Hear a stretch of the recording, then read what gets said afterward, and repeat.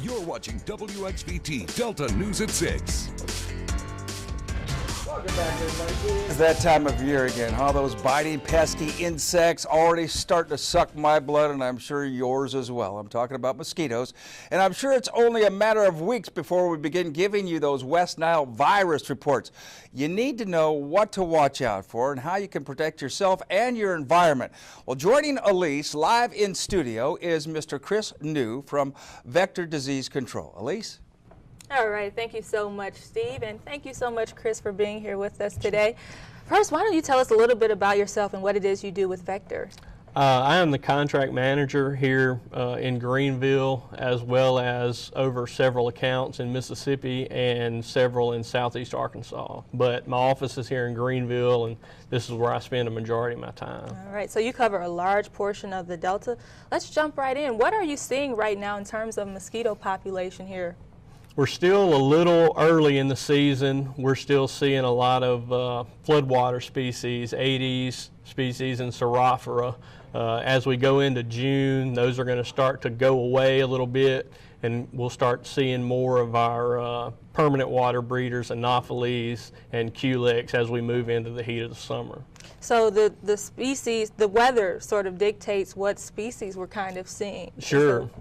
Spring rains, we get a lot of floodwater species. Those species, that mosquito lays its eggs on damp soil and waits on a rain, and then they hatch like that. Permanent water species lay their eggs right on top of the water, and then they'll hatch, out of permanent water that way. All right. So in terms of controlling those populations, what are some techniques that you're doing right now?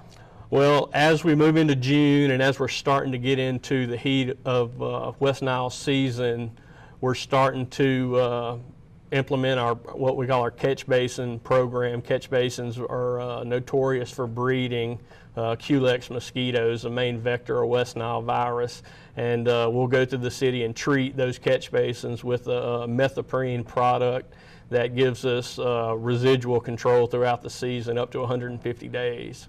Okay, so a catch basin, that's where can those be located? They're what you see on the side of city streets. It's a storm drain that has a 2 to 3 foot basin in the bottom of it that is designed to keep debris and other things like that from going down the drain, but by doing that it also holds water down there. All right, now I don't know about anybody else out there, but for some reason I can't seem to feel the mosquitoes on my skin whenever they're biting me, so I have about 1,000 mosquito bites already.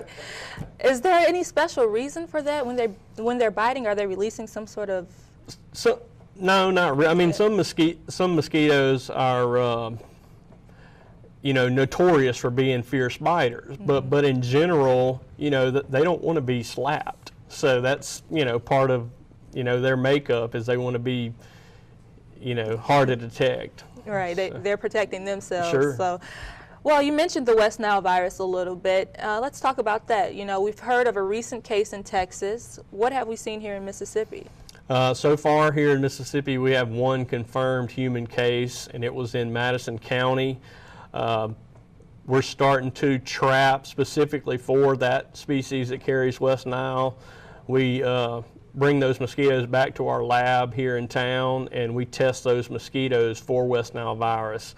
By us finding the virus in the mosquito before we start to get human cases, that lets us target specific areas of town with our spray trucks and with our larviciding, and hopefully we can cut down that transmission cycle and delay any human cases. Okay, and I guess as compared to last year, it's always hard to predict the future, but talk briefly about last year in West Nile here. Last year, nationwide was one of the worst years we've ever had. I think there were over 5,000 human cases. In Mississippi, we had 247. And that was up from 52 the previous year, and that was up from 8 the year before that. So if you look at the past 3 years, it looks like it's going up, but you never know. It just depends on weather. Right, and it's all the more reason for people to protect themselves and certainly take this matter seriously. What do you recommend that people should do? People should look around their yard for places that are breeding mosquitoes, clogged gutters, tires, anything that holds water. Also, while they're outside, they should protect themselves by either wearing long sleeves or using some type of repellent, such as DEET.